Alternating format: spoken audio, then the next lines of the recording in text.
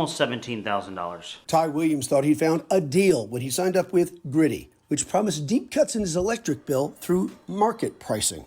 Gritty is real-time access to the power grid wholesale, which is great most of the time. This time, the deep freeze turned the market around quicker than a Texas two-step, leaving folks like Williams with a bill more like college tuition.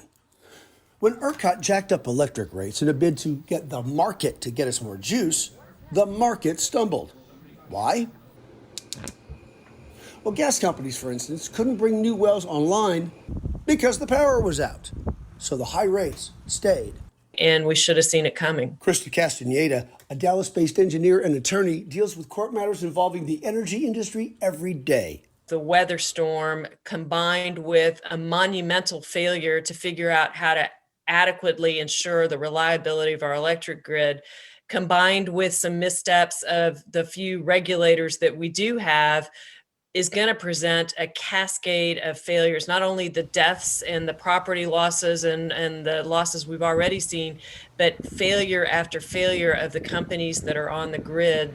CPS Energy in San Antonio reported $1 billion loss when it suddenly had to buy gas on the spot market for top dollar.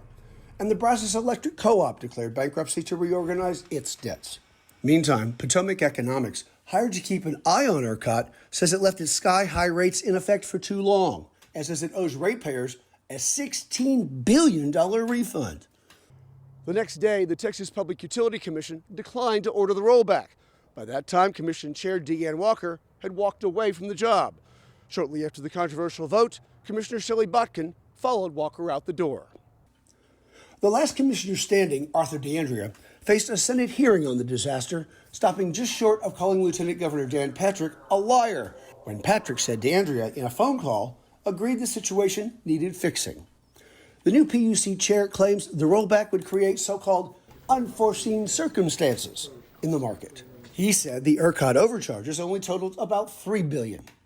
That same day, Potomac said it stood by its $16 billion figure, but only called for a rollback of $4.2 billion. When the Public Utility Commission put the spot price of electricity to $9,000 a gigawatt hour, that was by order. And that order can actually be undone to where all of the transactions that traded for a period of time are settled at a lower amount. And some of these losses can be just paper losses. It happens all the time on Wall Street.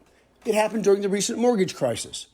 But in just about every case, somebody eventually pays, whether it's some hapless investor looking for a quick buck or everybody that draws from an electric meter in Texas, and even those that don't. The losses that the electric generation companies and the distributors incur are going to get passed along to consumers and taxpayers unless the state of Texas intervenes. Some of this can be undone. Undoing it with money from taxpayers makes Williams' $17,000 bill our $17,000 bill. But it doesn't end there.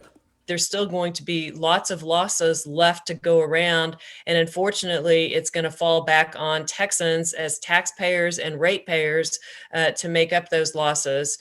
If we miss a contract deadline or our power companies go under, Texas tosses us to a so-called provider of last resort that charges top dollar, similar to what Gritty did during the storm.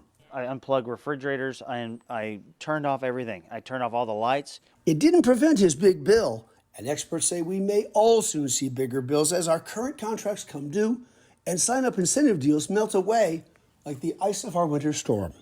Dennis Turner, 25 News.